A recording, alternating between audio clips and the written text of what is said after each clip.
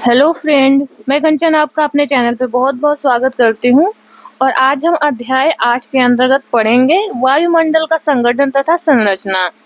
तो आइए देखते हैं वायुमंडल के संगठन व संरचना किन-किन गैसों से मिलकर बनी है, कौन-कौन गैसों का क्या योगदान है, कौन सी परतें होती हैं, इन सब के बारे में।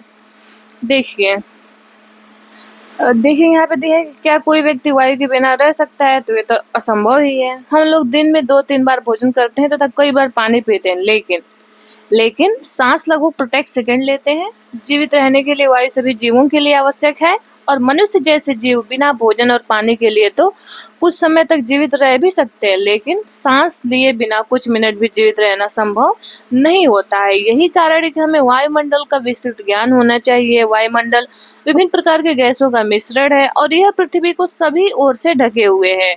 इसमें मनुष्यों एवं जंतुओं के जीवन के लिए आवश्यक गैसें जैसे ऑक्सीजन, पौधों के जीवन के लिए कार्बन डाइऑक्साइड पाई जाती है।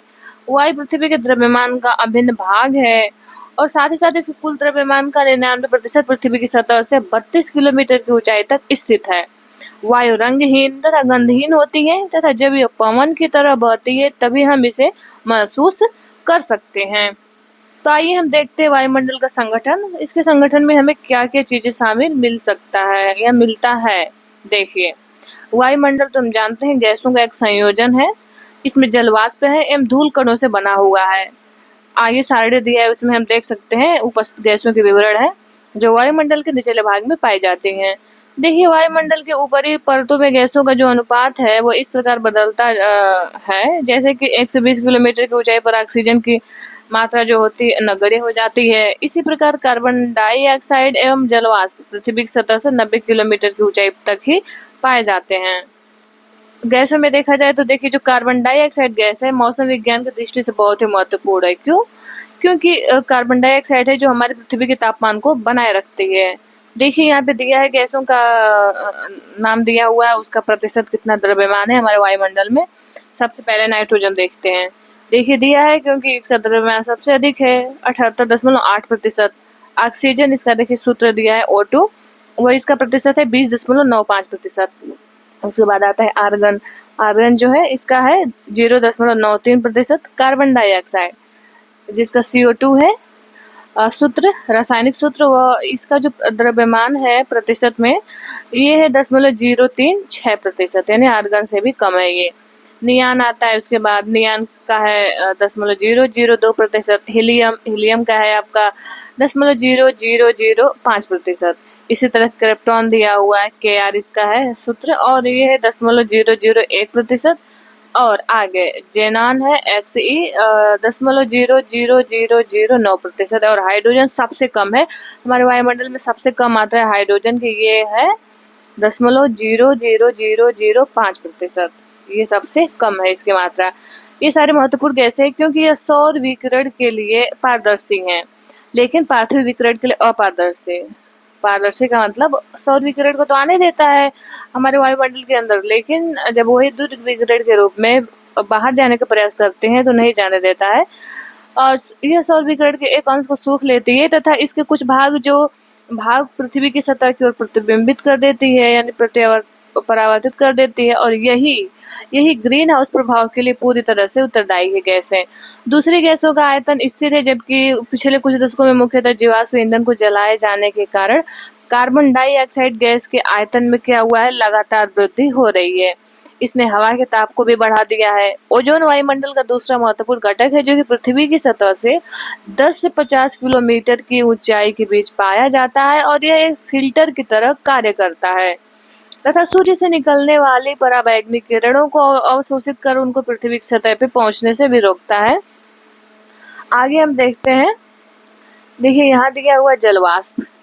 जलवाष्प भी क्या है, हमारे जो वायुमंडल है इसका महत्वपूर्ण एक घटक है।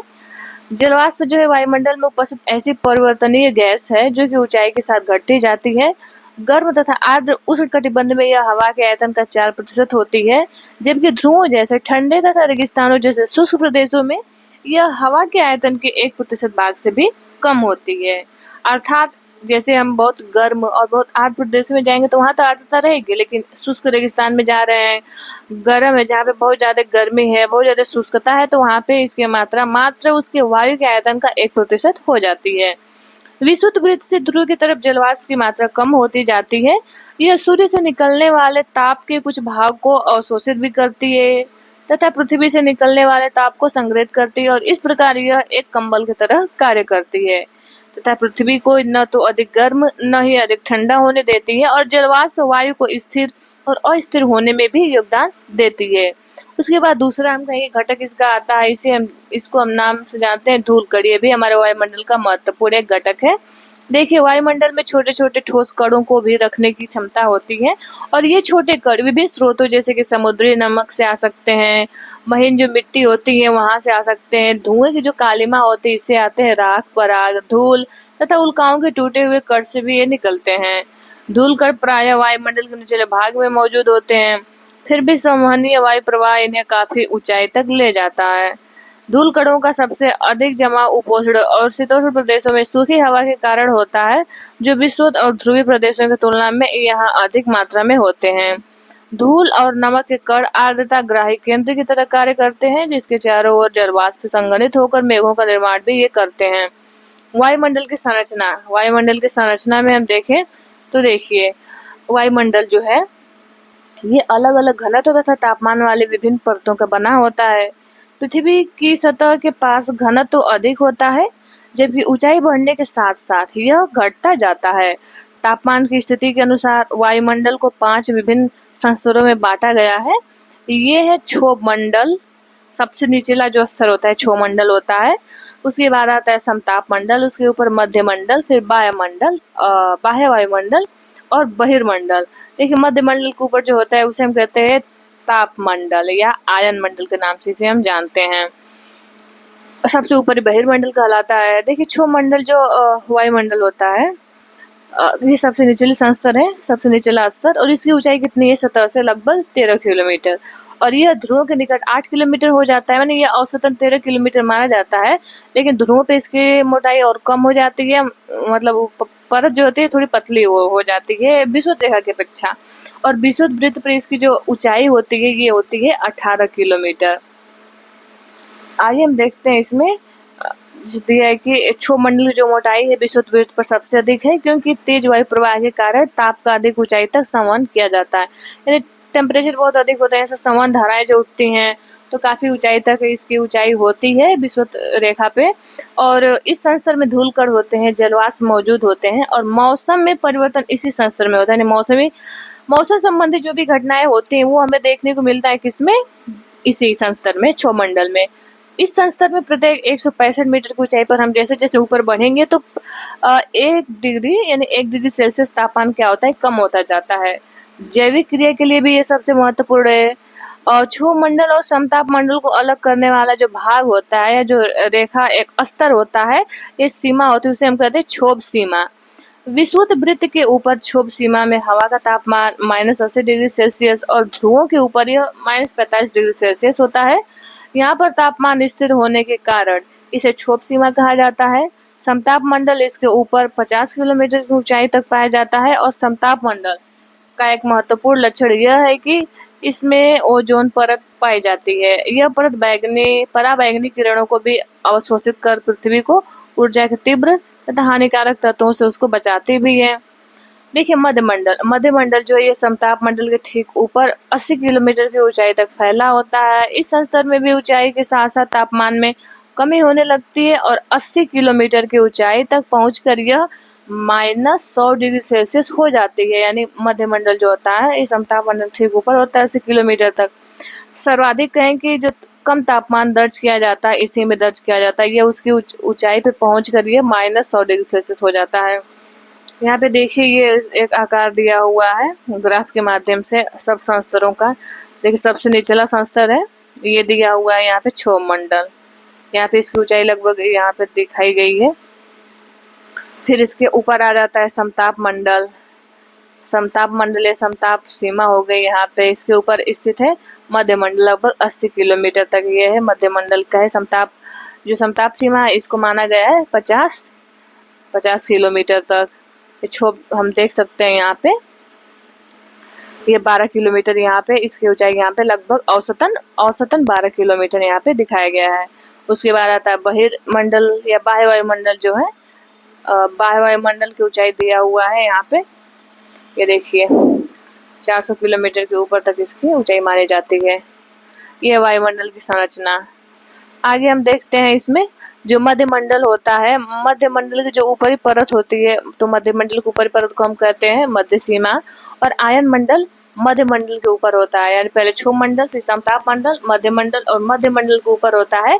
ये 80 से 400 किलोमीटर के बीच स्थित होता है, इसे कहते हैं आयन मंडल। इसमें क्या होते हैं, विद्युत आवेशित कण पाए जाते हैं जिन्हें हम आयन कहते हैं, और इसलिए इसे आयन मंडल के नाम से जाना जाता है।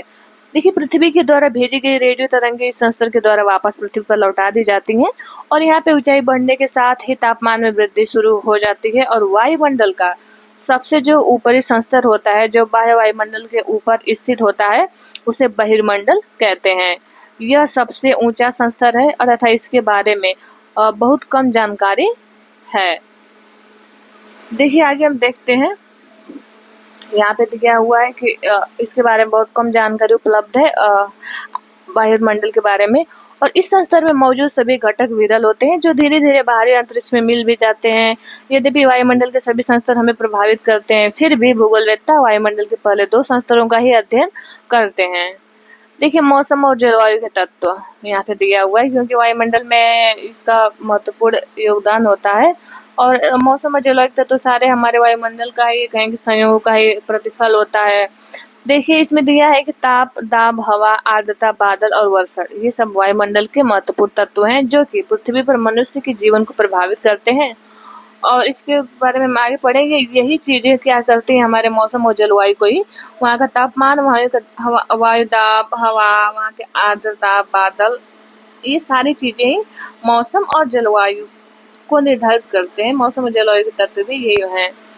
तो फिर मिलते हैं हम नेक्स्ट वीडियो में। आपसे हम्बल रिक्वेस्ट है कि इस चैनल को सब्सक्राइब कर लीजिए और अपने दोस्तों को भी शेयर करें। ये वीडियो देखने के लिए आप लोगों का बहुत बहुत धन्यवाद।